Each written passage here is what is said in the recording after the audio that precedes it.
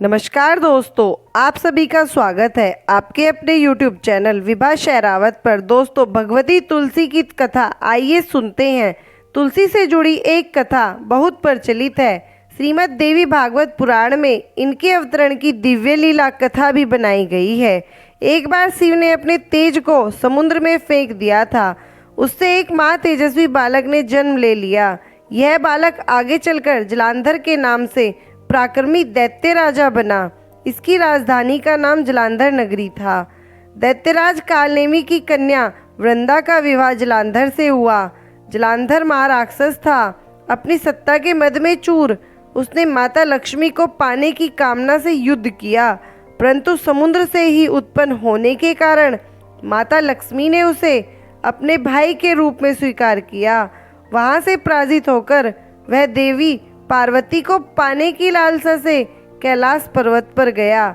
भगवान देवाधिदेव शिव का ही रूप धरकर माता पार्वती के समीप गया, परंतु माँ ने अपने योग बल से उसे तुरंत पहचान लिया और वहां से अंतर्ध्यान हो गई। देवी पार्वती ने क्रुद्ध होकर सारा वृत्तांत भगवान विष्णु को सुनाया। जलांधर की पत्नी वृंदा अत्यंत पतिव्रता स्त्री थी। उसी के पतिव्रत धर्म की शक्ति से जलांधर न तो मरा और न ही पराजित होता था। इसलिए जलांधर का नाश करने के लिए वृंदा के पतिव्रत धर्म को भंग करना बहुत जरूरी था। इसी कारण भगवान विष्णु ऋषि का वेश धारण कर वन में जा पहुँचे, जहाँ वृंदा अकेली भ्रमण कर रही थी। भगवान के साथ दो मायावी राक्षस भी थे, जिन्हें देखकर वृंदा भयभीत हो गई। ऋषि ने वृंदा के सामने पल में दोनों को भस्म कर दिया। उनकी शक्ति देखकर वृंदा ने कैलाश पर्वत पर महादेव के साथ युद्ध कर रहे अपने पति जलांधर के बारे में पूछा। ऋषि ने अपने मायाजाल से दो वानर प्रकट किए। एक वानर के हाथ में जलांधर का सिर था और दूसरे हाथ में धड़। अपने पति की यह दशा देखकर वृंदा मूर्छित होकर गिर पड़ी। होश में आने पर उन्होंने ऋषि रूपी भगवान से विनती की कि वह उसके पति को जीवित करे। भगवान ने अपनी माया से पुनः जलांधर का सिर धड़ से जोड़ दिया, परंतु स्वयं भी वह उसी शरीर में प्रवेश कर गए। वृंदा को इस छल का जरा भी आभास न हुआ। जलांधर बने भगवान के साथ वृंदा पतिव्रत का व्यवहार करने लगी, जिससे उसका अस्तित्व भंग हो गया। ऐसा होते ही वृंदा का पति जलांधर युद्ध में हार गया। इस सारी लीला का जब वृंदा को पता चला तो उसने क्रुद्ध होकर भगवान विष्णु को शिला होने का श्राप दे दिया और स्वयं सती हो गई। जहाँ वृंदा भस्म हुई वहाँ तुलसी का पौधा उगा।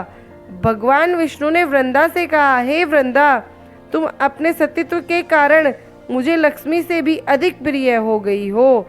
अब तुम तुलसी के रूप में सदा मेरे साथ रहोगी। जो मनुष्य मेरे शालिग्राम रूप के साथ तुलसी का विवाह करेगा, उसे इस लोक और परलोक में विपुल यश प्राप्त होगा। जिस घर में तुलसी होती है वहाँ यम के दूत भी असमय नहीं आ जा सकते। गंगा और नर्मदा के जल में स्नान तथा तुलसी का पूजन बराबर माना जाता है। चाहे मनुष्य कितना भी पापी क्यों न हो, मृत्यु के समय जिसके प्राण मंजरी रहित तुलसी और गंगा जल मुख में रखकर निकल जाते हैं, मुक्त होकर वैकुंठ धाम को प्राप्त होता है। जो मनुष्य तुलसी और आंवलों की छाया में अपने पितरों का श्राद्ध करता है, उसके पितर मोक्ष को प्राप्त हो जाते हैं। उसी दैत्य जलांधर की यह भूमि जलांधर नाम से विख्यात है। सती वृंदा का मंदिर मोहल्ला कोट किशनचंद में स्थित है।